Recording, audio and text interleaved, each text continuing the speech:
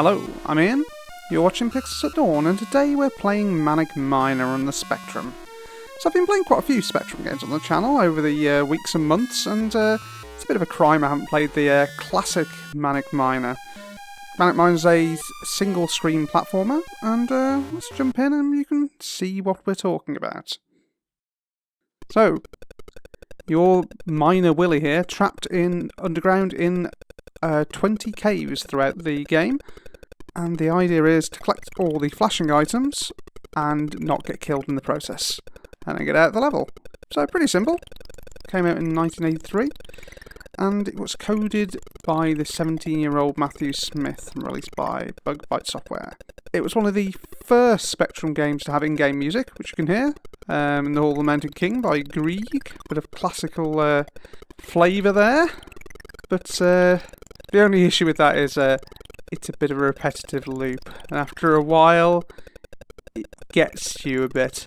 So, as with a lot of platformers back in the day, it is sort of pixel perfect precision, and you have to get it just right, otherwise you will be dead. Luckily, I've played this level a few times in preparation, so I'm doing alright. There we go. So we've got all of the flashing items, and we can head for the giant grid thing at the bottom, which is our exit to the first level. And we get the most unrewarding sound in the world. Very weird sound effect. Right. So it's the first game in the Miner Willy series. And there were several other games after it. Jet Set Willy, you'll probably have heard of. And also there was Jet Set Willy 2 and a couple of other games in the series, which I may play at some point. Let's see if we get up here. I've kind of screwed myself with this. No! Jump, jump. Oh, I'm a bit screwed now, I think. I'm not sure I can get that from here. No. Instant fail. Because I don't think I can get there from up here. Let's try it anyway. So, every level you have a... Oh, can't get across. Right, let's throw ourselves the killer penguins. Yes, as with a lot of Spectrum games back in the day, things are a bit weird. But, you know, that's how it was back in the day. Bit of oddness, bit of craziness, but it all added up to some decent gameplay. Let's turn off the music, shall we, before it drives us both mad. Luckily, it does supply a button to turn it off. Obviously, Matt did want to show off his achievement by getting in-game music on the Spectrum, but yeah, I think we've got the point now.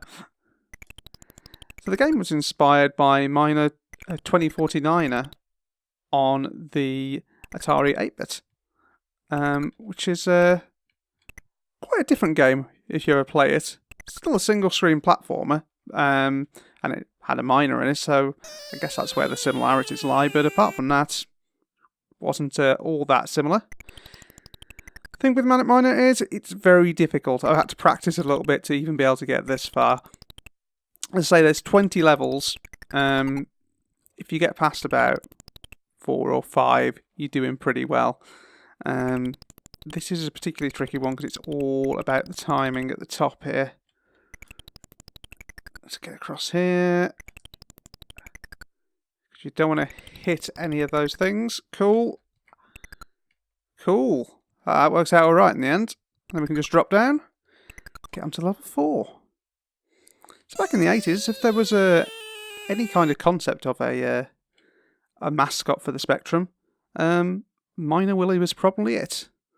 And he's one of those classic characters that people just know about. Let's see if we can get this one over here. I'm not 100% on how to do this particular level. So if you fall too far, you will die, and it's quite clever in the way it uses sound for the falling animation, because as the pitch gets lower and lower, your heart is dropping, because the lower it gets, the more likely you are to be dead. How do I get that one? Can I just jump across here? Yeah, so I can still survive that jump. It's a bit touch and go at times. So we've got to get up the top here. Jump across there. So you can see that it's got the dropping platforms there. So we've got that one. So I can't jump right here because I'll just fall between the platforms, which will kill me. So I need to drop onto the... There we go. Onto the conveyor. Lots of conveyors in old Spectrum games. I don't know. I guess they were easy to animate or something. Okay, jump across there. But watch I don't hit the roof here. Cool. Now, how do I do this bit? Can't just jump across because I'm right next to the roof. Blimey, that was close. Let's drop down another one. Can I jump up here? No. Maybe I've got to go up this way. A little bit tricky.